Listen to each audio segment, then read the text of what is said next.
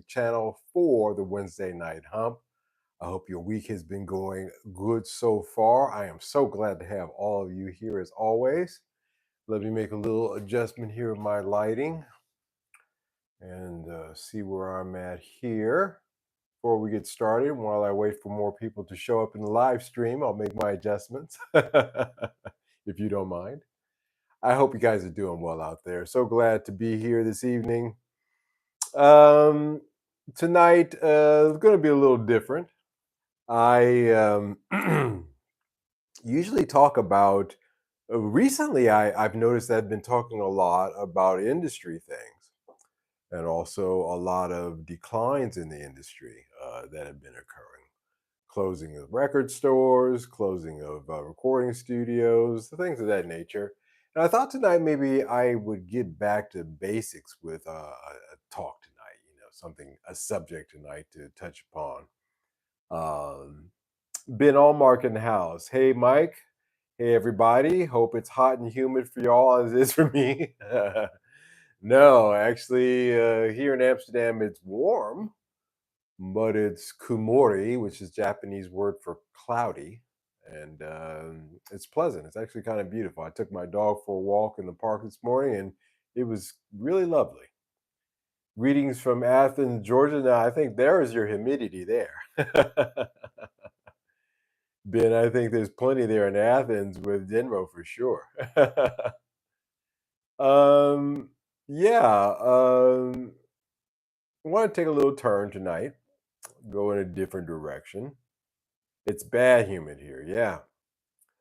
I just had a good friend come back from Japan, brought me the parts, and they said that it was Bangkok humid in Japan, which is saying something because I know Bangkok humid very well. So yeah, I don't miss the humidity. It gets humid here in Amsterdam because we're a port city, but it's not so bad. Not so bad. I've been in much, much worse, especially on the equator. Try living on the equator for 5 years. Just something I never thought in my wildest dreams I would do, but there it is. No, I saw that John Mayall had passed away this week. And, I have a tentative connection to John Mayall. Uh, John Mayo had a group called the Blues Breaker that he put together, and he played the organ. He played every instrument, but in that group, he played the organ. And he had a rotating set of musicians that went in and out. And it just so happens that a record that he produced on his label, which was Decca, I do believe, as I seem to recall, um, ended up being probably the seminal British blues album of all time. And this is, of course, with Eric Clapton. And that's where I want to start tonight, talking about John Mayall and my tenuous connection to him. Is going through a little bit, talking about that period of time when Eric Clapton was with John Mayall. This was in 1965. Now, well, within recent times, Eric Clapton commented, and I paraphrase, but it's very close to what he said. I kind of used John Mayall to up my status and to get to where I really wanted to go. Because, as you know, after John Mayall, he formed Cream, and that just completely blew John Mayall and the Blues Breakers out in terms of popularity. But because Clapton was God, as they say. Who's this that just came in? Mr. Rogers in the house. Good evening, Mike and friends. He says, "Hey, hello to you. Hope you're all right." Just warming up the tonight, talking about the passing of John Mayall and talking about Eric Clapton. What a swell guy he is.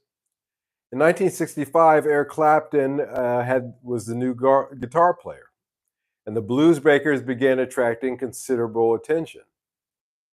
They cut a couple of singles that year, Um, but Clapton disappeared. And that's famous. John Mayall said Clapton kind of would come and go. He would disappear for 3 months. He went to Greece, and he would come back and just step in. And John was a nice guy, so he let him back in. He didn't give him any grief for it. So it says here, Wikipedia, and this is where my tenuous connection to John Mayall comes in. In August, however, Clapton left for a jaunt to Greece. This is 1965, with a bunch of relative musical amateurs calling themselves the Glands. They attempted to fill in as a bluesbreaker.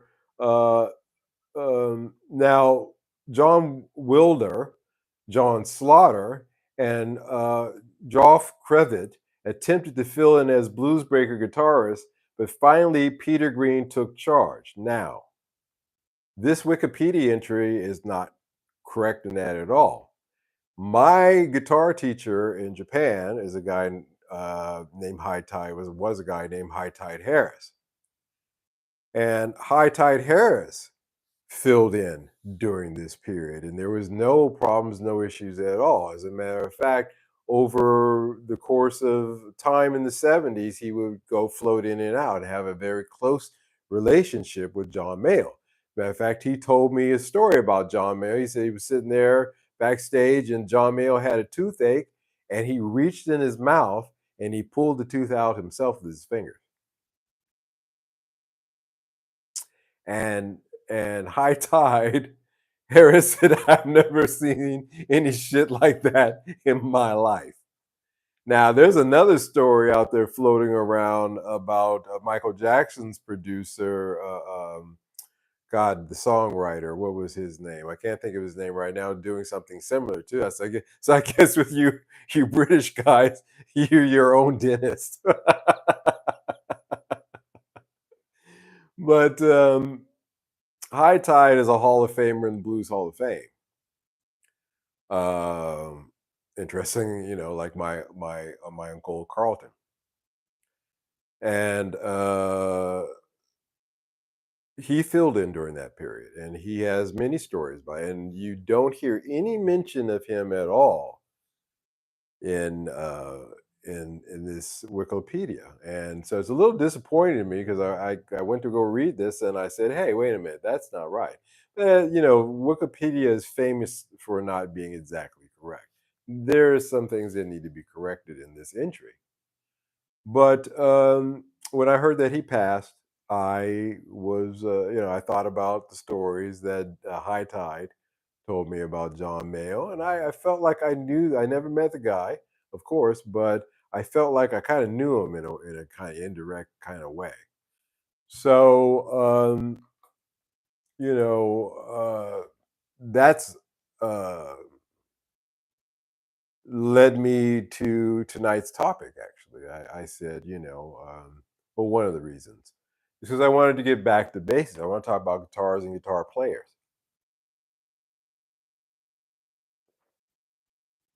I have been extremely blessed to have really good guys teach me guitar and my life. Mr. Fox and High Tide Harris, a jazz player from back in the day and a blues player of some note. And I wanted to get back to talking about a guitarist. Ben Allmark says, that's how I found out about John today was from Eric's brief YouTube statement on his channel. He said John was his mentor. He loves him and he'll miss him dearly. And he said he'll see him soon. Yeah, you know, he still said he kind of used him. He was honest about that, so you got to give him that. And I don't doubt he doesn't love him because without John there may have been a Clapton, but I don't know. I don't know to what extent, but a different way, I guess. But he certainly made the way for him. So I don't doubt that statement. It's just that I kind of used him, and it's obvious he walked away for 3 months, and my uncle Carlton had not my uncle Carlton, my guitar teacher High Tide had to fill in for him.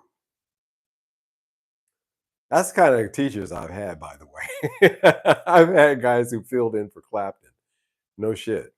No shit. That is no cap, as they say these days. And again, it's not until I'm as an older guy, I'm like, hey, wait a minute. That was actually something. And John Mayo passing hit that nail on the head for me today as well. How lucky I've been to know some of the guys that learned some of the things that I've learned. I've certainly applied it in my songwriting. And that's what led me to tonight's topic because I've been getting bombarded. My feed, I don't know with the algorithm gods this week. They always give me something interesting every week that I have no idea where it comes from because I've never heard of these. One week it was anyway, I don't want to get into that. YouTube is really getting to be kind of nasty. I'm really upset about it, by the way. This is a digression, but I am upset about how some females are turning YouTube into like OnlyFans because that's not the kind of platform that you can. Anyway, I digress. But that crap came up. I got rid of that real fast. And then the next thing were, for some reason, they said, okay, he doesn't like that stuff. Obviously, that's not something for him. Uh, let's give him more guitar stuff again. And I've been getting these opinion polls. Oh, this is who I think is the best top five guitarist all time. These are the worst five guitarists all time. That kind of thing. And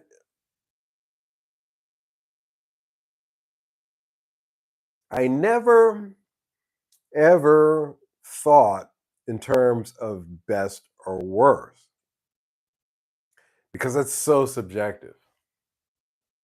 As a matter of fact, even the approach that I'm going to take in my thought process is subjective, but to me, it's a little less subjective, I guess. But I don't get into the top five worst because, you know, Prince, whom I think we all can agree was a fantastic guitar player, never made the top polls for being a guitarist. He commented on that once. He was in the studio and he was reading Rolling Stone or some review, and they said the keyboard is Prince. And Prince put the paper down. He said, "Why doesn't anybody ever recognize me as being a guitar player?" He says it's the damnedest thing, you know. And so I may actually have that story reversed. But anyway, the sentiment is still there, is that he was constantly underrated. And so therefore, and that's because of somebody's subjective opinion at a magazine that makes those kind of decisions. And the general public probably would defer in their opinion from that. As a matter of fact, that Rolling Stone list of best guitarists all time, even Rick Beato came out. And by the way, Rick Beato wasn't well. He had to have some heart surgery done. I wish that guy well. I hope he does well. But he came out and he was talking about, uh, you know, it's bullshit. Basically, I can't sum it up any other nicer way. In his opinion, that Rolling Stone list was garbage. And so looking at that, now I never ever had, if you've never noticed, if you look at the 410 videos now that I have on this channel over the years, uh, I never broached any kind of top 10 list. I introduced guitarists. I said, hey, why don't you look at this guy or check out this person that I thought worth pointing out for different reasons. I like Eddie Maggot Brain Hazel. I said, hey, this is a guitarist that you need to check out. Uh, and I left it to that. I didn't really get any deeper into making any top 10 list or top five lists as far as guitarist or top or said this guy's worse or that or the other. No.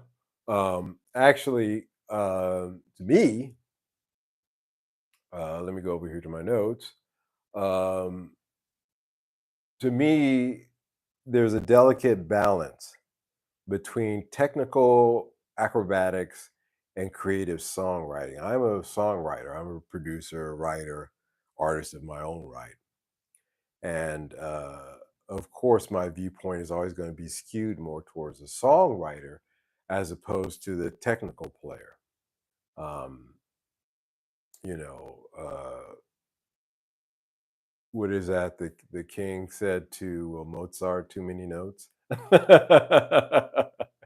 And Mozart said, "Which ones do you suggest I take out?" But I understand the too many notes because the king in that uh, scene was representing the ear of the common people, and most folks would actually really skew towards creative songwriting over a guitarist who is a technical acrobat. And I think record sales and things of that nature prove that out. That's how I look at guitar players. Those are the two. Because and I don't dislike technical players. However, to me, um, there's really there's too much there, too many notes. I'm and so but there is some brilliant stuff there too. So I want to talk about that tonight. Now we're going to compare legendary guitarists like Jimmy Page, Neil Young, Prince, with highly technical players like Steve Vai and Joe Satriani. And we're going to ask the question, is it about musicality or technical prowess that holds the key to greatness? Because I guess that's where it really comes down to in these top 10 lists, these top 5 lists, first or whatever, is greatness. It really is what it boils down to, in my mind. But the question of the greatness really comes down to is the greatness due to musicality or technical prowess? And is there a bridge there between the two? Well, let's first get some definitions going here for tonight's discussion. Let's define technical acrobatics versus creative songwriters. First, let's see what I mean by that. Now, technical acrobatics are players who focus on precision, speed, and complexity. Precision, speed, and complexity. Now, there are jazz players, guitarists like Charlie Christian back in the 40s, or anyway, you can fill in whoever that would fall in this. They had precision, speed, and complexity. And I believe, I may be wrong, but I do believe the roots of a lot of the technical players uh, came from a jazz background as opposed to the rock players like John Mayall uh, that came in Eric Clapton and Jimmy Page and go on, and Jimi Hendrix through a blues tradition, a blues music. So I think that technicality, they're like, well, jazz, that style of jazz playing, I'm saying, didn't really go away. It transitioned into the technical playing that you would hear in a Joe Satriani, for example. And just like, a lot of drummers like John Bonham really were big fans of jazz drummers. And a lot of those jazz licks went into rock as well. But primarily on top of that, there was blues. So a lot of stuff came out of that. Now, think of Steve Vai and Joe Satriani, like I said, their solos are like intricate puzzles. They really are. I was trying to think of a way to describe them in intricate puzzles.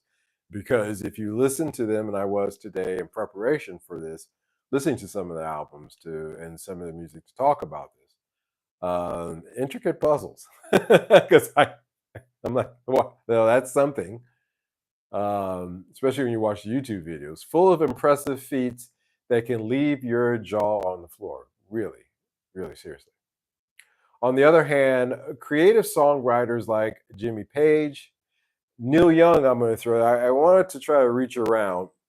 I chose Neil Young because of reasons that will come up here. May not always focus on technical perfection. As a matter of fact, Prince, he liked sloppiness, at least in his earlier career. As he got older, like just because he got better, he just got tighter. But in his early career, he wanted a certain amount of sloppy. He liked it. He liked, if it was in, but as long as it was in the pocket and in the groove, it didn't matter if there was, it, the technicalities of it didn't matter to him. Now, so they have instead a priority towards emotional expression, storytelling, and innovation in their music. Innovation certainly comes through Page because Page was a very innovative producer as well. Their riffs and solos might be simpler, but they resonate deeply with listeners. And let's talk about Jimmy Page for a minute, mastermind behind Led Zeppelin. From a purely technical standpoint, Page might not be the cleanest player. There is a famous story of, I thought about this line because I was thinking about the story about Eddie Van Halen, who I'm going to mention here a little bit later, and how he and his brother Alex went to go see Led Zeppelin. And his comment was, hell, Jimmy Page is a sloppy player. He was extremely critical of Page's sloppiness. And so he may not be the cleanest player. Okay. His live performances could be messy. And I think if any of you have seen some of him in the days when he was on a heroin really bad, he was skinny as hell, and there were some issues there, but still, he missed notes. There were sloppy solos, but his genius lies in his ability to craft iconic riffs and unforgettable songs. The reason that we know it was sloppy is because we know the original. It's like, hey, you're not playing today like you played the other day on this recording. We know, and think of Stairway to Heaven, for example. Whole Lot of Love in Kashmir. Chose these three songs because these tracks are not just songs, they're experiences. They're experiences in themselves. Um, Stairway to Heaven has that, just like the place that it was recorded, the old house it was recorded in, has that old British back in the day kind of vibe to it. It's like the White Album has that vibe. Um, like Dear Prudence, if you guys understand what I mean. It's got a vibe, like it's got a vibe to it, that song. And a Whole Lot of Love is just rock, and it hits you.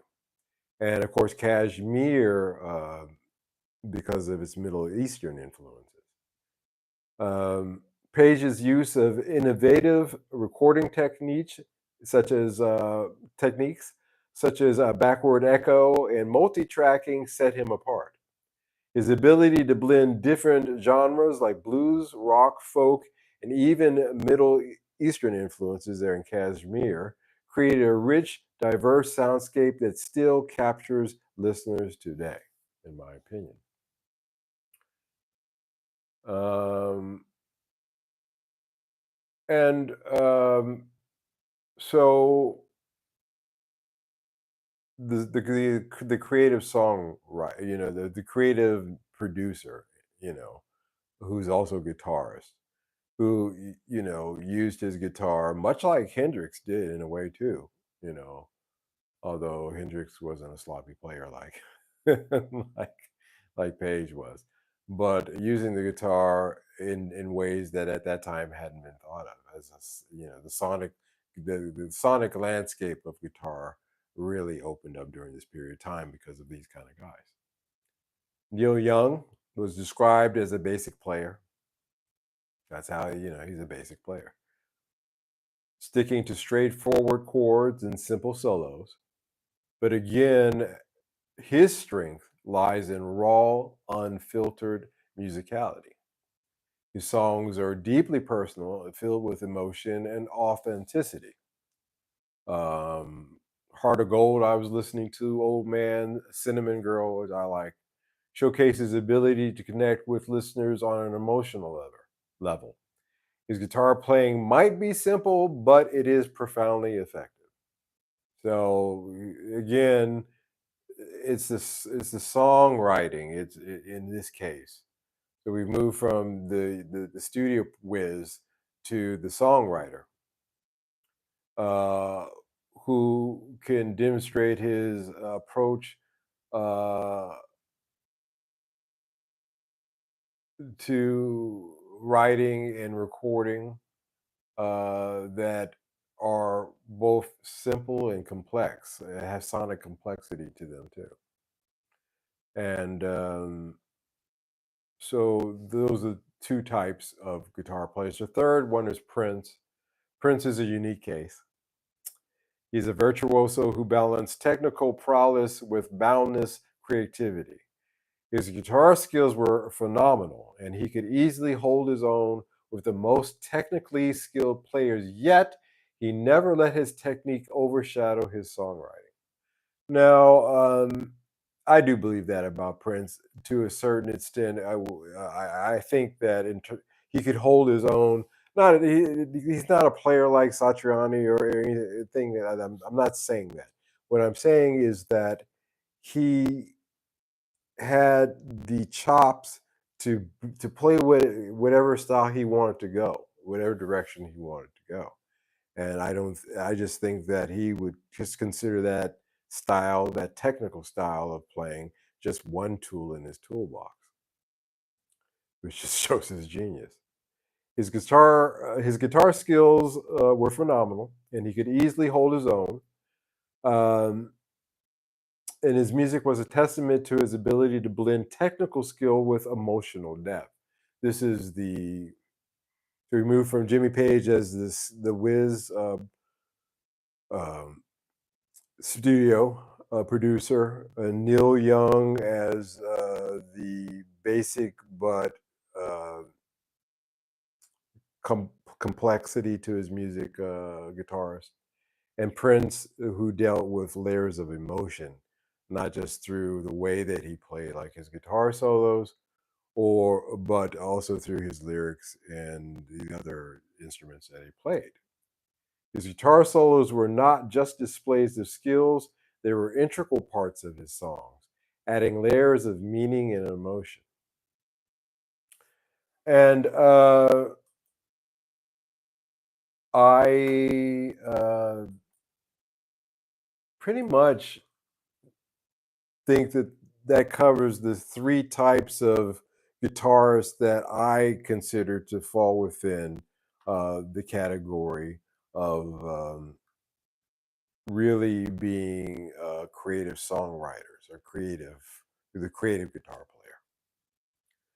Now, let's talk about Steve Vai and Joe Satriani, two of the most technically gifted and just awesome, just in terms of their ability, guitarists in the world. Their playing is characterized by incredible speed, precision, and complexity. Listening to their solos could feel like watching a high wire act. It really is. It kind of. I was listening. I was listening to "Surfing with the Alien" by Satriani, and I made a note of that. I was kind of leaning back in my seat. It made me lean back a little bit in my seat, which is interesting because sometimes music really has a physical can have a physical reaction in me, out of me. Vies for the Love of God and Satriani's Surfing with the Alien are masterpieces of technical guitar work. If you haven't heard those guys, go to YouTube, check it out. They're there. For the Love of God by Steve Vai, Joe Satriani's Surfing with the Alien certainly are masterpieces. However, some argue that their music, while impressive, lacks the emotional depth and widespread appeal of simpler, more melodic songwriting. And here's the crux of my argument, or not argument tonight, but process when it comes to these top five lists, whether it's greatest or worst. Because I think that the focus on technique in some guitars can sometimes overshadow the soul of the music, making it more of an intellectual exercise than an emotional experience. I feel that way sometimes about some jazz. So some. There's some that are deeply touching, like Miles Davis kind of Blue. The whole album again has a vibe to it. It's got a vibe to it that'll set your mood. But there's some music, and I would say that the techno guitarists out there really sometimes to me lack soul. Like to hear from you guys out there in the live stream. Let's see how we're doing here. Hit the likes, guys. If you haven't hit the like yet, I certainly would like to hear from you by hitting the like button. It helps with the YouTube algorithm. I hope you're enjoying tonight's discussion. Take a little break from that just to, well, I remind you to hit the like button, whether you're watching this live right now or if you're going to catch this in the rerun. Just a little bit of a reminder, guys. I am trying to reach 5,000 subscribers. I'm actually going to reignite my Instagram page and start getting that going and reaching out to people that way as well. I would really like to get there by the end of the year. I'm halfway there. And I think with a little help from my friends, I can get there. So if you're watching this in the rerun and you're watching this for the first time, my content, and you like tonight's discussion, why don't you think about subscribing? For you guys who have been long subscribers with me and have shown up every time that I've done a live stream, more or less, I really do appreciate it. I thank you guys so much for showing up during these live streams, chiming in the chat section, letting me know your thoughts on the subject. I'd like to start hearing from you guys right now about what I've been talking about. If you have any thoughts, certainly like to hear thoughts down in the comments section in the rerun of this on my channel. If you have some thoughts and you're watching this, you can put it down there as well. And I'd like to respond to that as soon as I hear from you. So do so. We've got a little moth flying around the room here. That sucker's driving me crazy. But I'm not going to kill them all. There's going to be no murders on live streams. But when the live stream is over, dude, you are so done. Yeah, that's kind of my argument, guys. That's where in my mind, because I'm not really a big fan of technical players because it's technique for the sake of showing off technique, and and I just it's a balancing act of putting some kind of emotion or soul into that I think is extremely difficult, and I very rarely hear it pull off. When it does happen, it's something. It's like Frank Zappa and the Mother's Invention were kind of like the same thing. That avant-garde out there kind of stuff. That you know was for a very selective audience. And you listen to it and you can appreciate it for what it is, but it's not something that you're going to be rocking every day. um, so making it more of an intellectual exercise than an emotional experience is how it comes across to me. So What's more important, musicality or technicality? Well, I wanted to think, is there somebody out there that's a bridge? And I can really think about Eddie Van Halen. Eddie Van Halen certainly had the technical aspects of a Satriani or a Steve I would argue. And he certainly had the songwriting skills of a Jimmy Page, for example. He could come up with a pretty good, riff. And even when he was doing covers, he could make those covers far more interesting, in my opinion. Like "You Really Got Me Now." Van Halen's version is far better than the original. I'm sorry, and people won't want to hear that, but the truth of it is, and some of his technical playing aspects are some of the reasons that make that recording superior than the original. It's one of those rare cases where the follow up is better than the original. The energy of it too. Again, the emotion. There's an emotion, there. MTS Guitar 5150. Hey, how you doing? Welcome. Thank you. Welcome for joining in the chat. Speed and technique is just one aspect of playing. There are probably dozens of no-name players all over the world that can outshred the most famous players, but they don't sell a million albums. MTS, I am glad that you said that because I have a story. I come from Los Angeles. I grew up in LA, and I would hang up on the Sunset Strip near the Whiskey. And I've told this story before, but I'll tell it again. Interesting enough, it ties into another live stream discussion, Fernandez Guitars.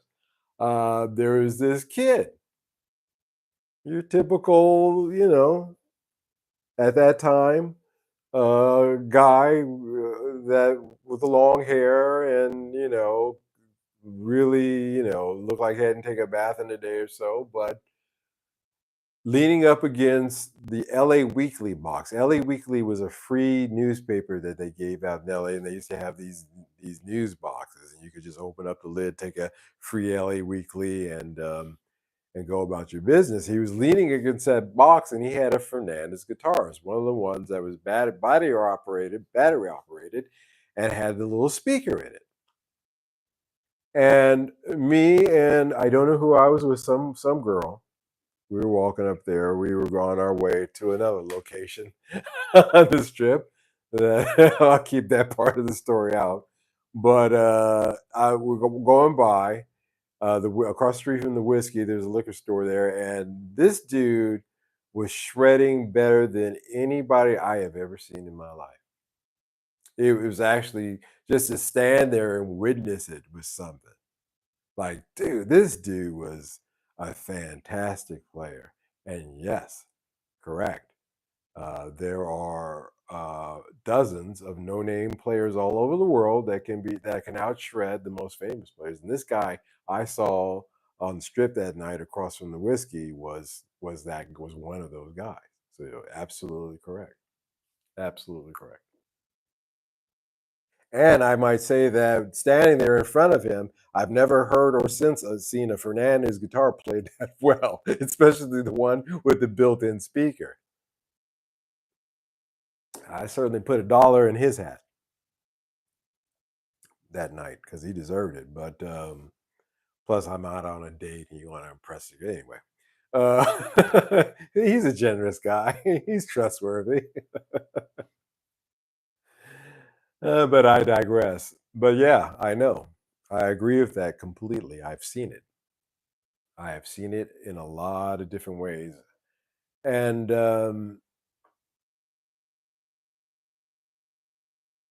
while emotional depth and creativity can turn technical exercises uh, into timeless masterpieces, like Edward Van Halen stuff, as I was saying, he, I think, is that one guitar player that bridges between these two genres or styles um, of player.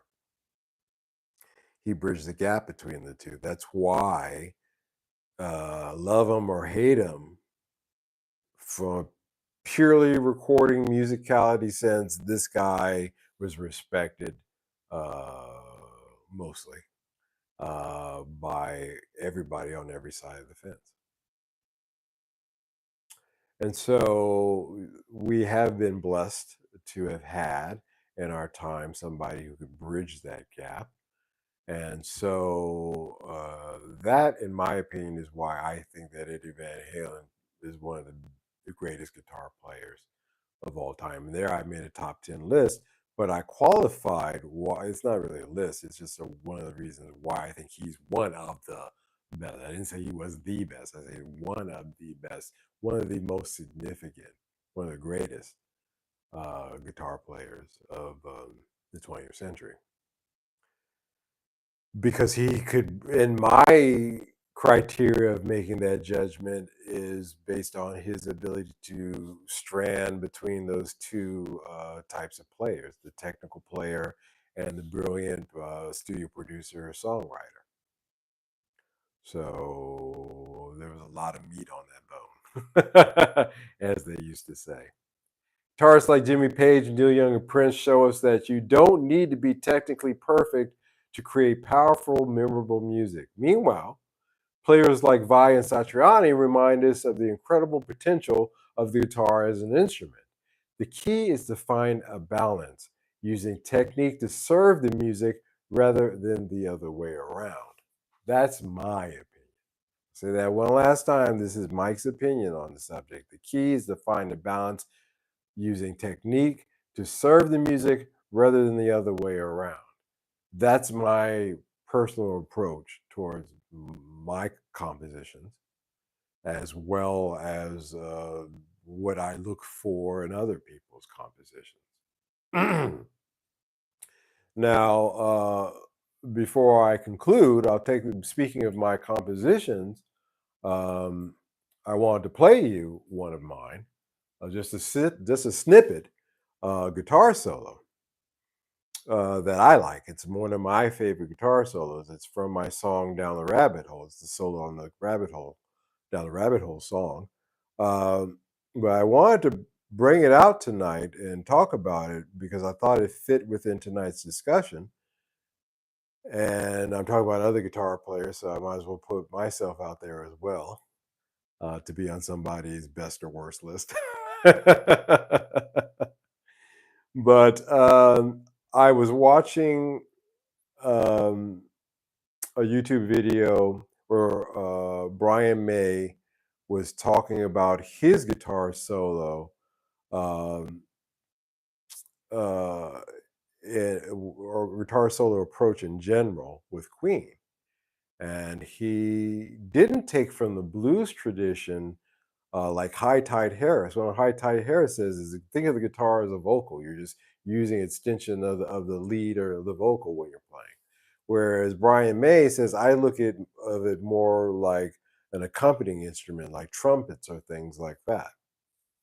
And that's how I like to approach it. He said when I'm writing a solo, and I found that extremely interesting. And I approached that with the solo for Down the Rabbit Hole. I'll play it here for you.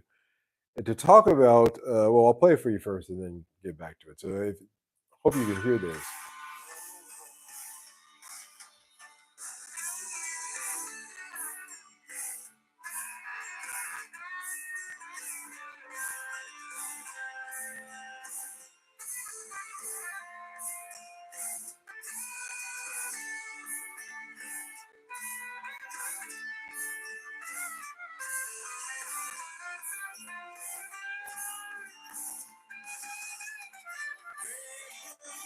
Okay, so with that solo, really, when I was writing it, I was thinking about Brian May's statement about trumpets.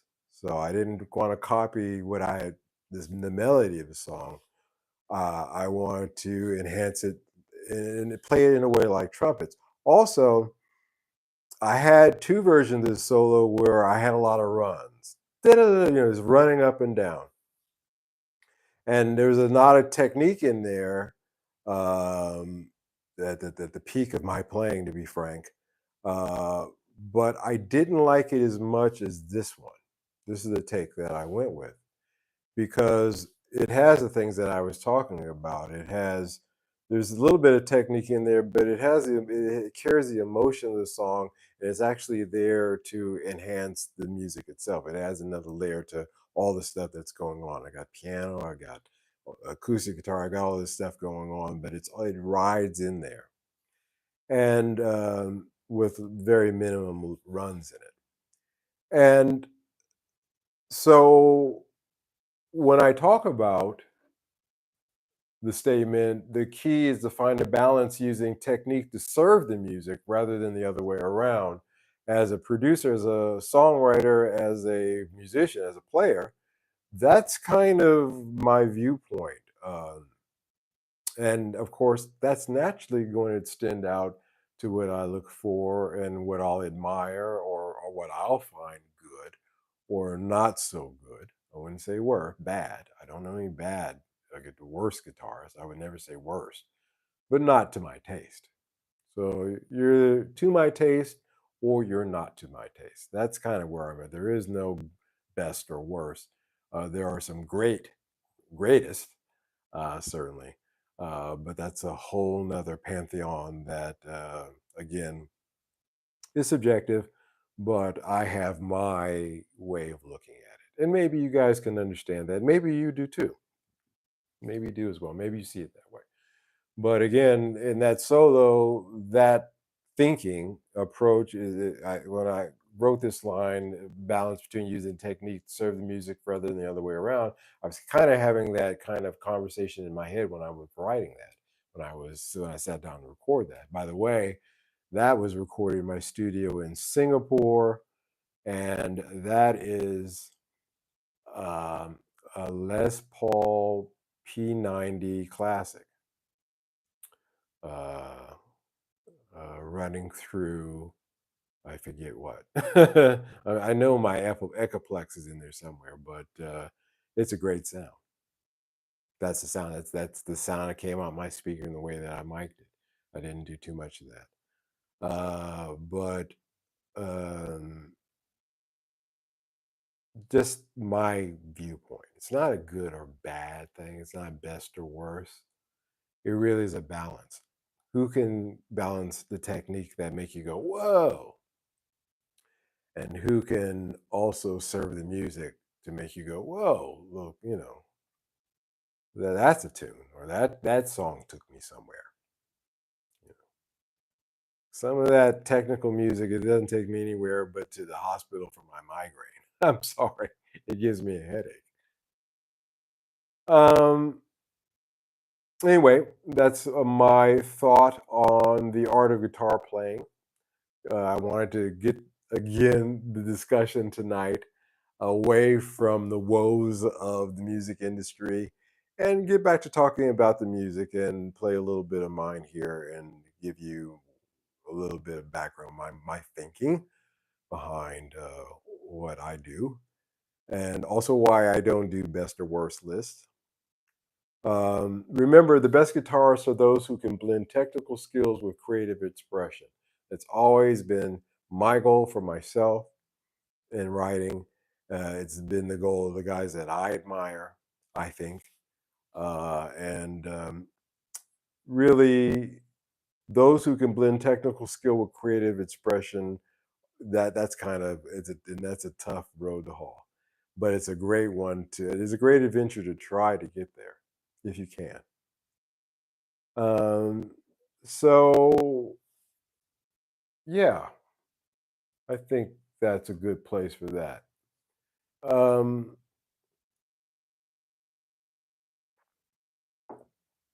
I just think that anything that leads you to playing or anyone who inspires you to play, um, whether it's a technical player or, completely not, um, but there's something there that touched you that made you want to play is great. Whatever road it takes to get there, I'm cool with, just as long as you're going down that road. And of course, there are guitarists that I grew up listening to. I had the benefit of growing up in the period of the greatest music period in history, in my opinion. And I had such a variety of music. I wasn't limited to just listening to one thing.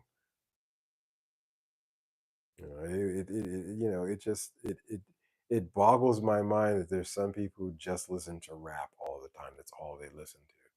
I couldn't do it. I can't listen to it for 5 minutes. To be honest. Uh, but to listen to it all the time, to think there's so much other stuff out there. But really, I had the ability in my time. Even the radio stations were diverse. There was everybody play. There was no segregation of the radio stations at that time. So I got to hear a lot of stuff, and it inspired me to, you know, to do what I do. And the guitarist that inspired me, the list, frankly, you would find interesting. I've mentioned some of them, but you know, all of them I think about have great technical skill, but they know when to go in the studio and make a melody work. Not too much technical skill, not too much blandness, just musicality, but riding that balance.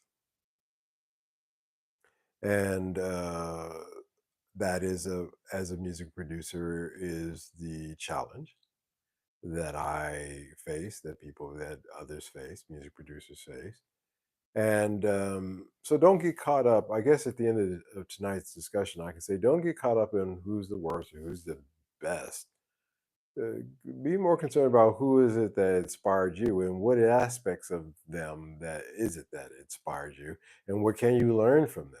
What can you take away from that to apply to what it is that you're doing? And I think you'll find yourself to be a better guitar player, better musician, just a better person too, because you're trying to put yourself in somebody else's shoes and apply that to yourself, and that'll give you some growth. There, you'll find something there. There's something there. I again was very lucky. I was very lucky. I was very fortunate to have the guitar teachers that I've had. Um, I've been very fortunate to have the mentors that I've had, like Reggie Andrews. Um, I really have a lot of good luck in that regard.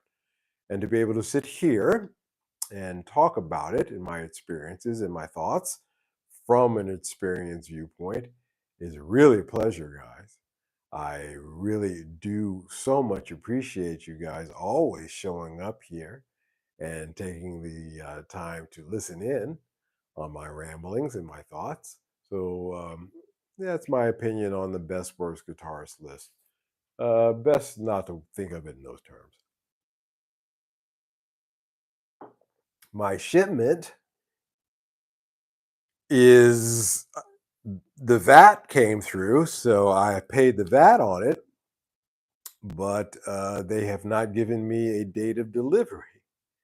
And if it doesn't come by, if I don't get a delivery date notification by Thursday, chances are I'm not going to see it till next week. Because again, that IT thing slowed down things here too. Not so bad, but enough. So I would like to say that I'm looking forward this week to doing an unboxing video for this month's unboxing, but I can't say. It's kind of up there. It's on its way. Everything is set. Everything's paid for. Everything's signed for. It's just going to take that ring at the doorbell, and when that ring is going to come, I cannot say. But when it does, I will film that, and we will do an unboxing. I've got some cool stuff. These are 70s Grecos. One of them is going to be a little bit of a surprise to you guys, but you're going to love what I have in mind. But yeah, I'm really excited and looking forward to doing that and sharing that with you guys. So stay tuned for that. Keep your eyes open for the. Don't forget to hit the bell notifications so that you know that new content has arrived on my channel. If you haven't done so. Yeah, guys, I think that's enough for tonight. I actually enjoyed this discussion tonight. I enjoyed the topic because it wasn't bitching about a guitar or it wasn't bitching about a company or or an industry. It was just talking about music, and we're the Upstairs to the Right Music channel. So I think every now and then it would be prudent to talk about music. And certainly we have the ability to do so. So it was good. I like this one tonight. I don't know how many views it'll get. I don't do it for the views. I really do it just to share the opinion. And if you like the opinion, and you enjoyed the discussion again before we wrap it up here tonight, don't forget to hit the like button. And if you liked it really, really a lot and you haven't subscribed with us, do so. I want to thank you, Ben. Thank you, MTS Guitar 5150. Denro, Frederick. I want to thank you guys for taking the time to, and everybody else for taking the time to show up tonight and listen. You guys take care. Again, like I said, maybe an unboxing video on Saturday. If it comes in, I'll let it set, of course, like I do for a little while. But I will do a video and get it out that day if it comes on Saturday. Knock on wood. But if not, I will see you on the Sunday, Mike's live. You guys take care until then. Good night, or good morning, or good afternoon, depending upon where you are.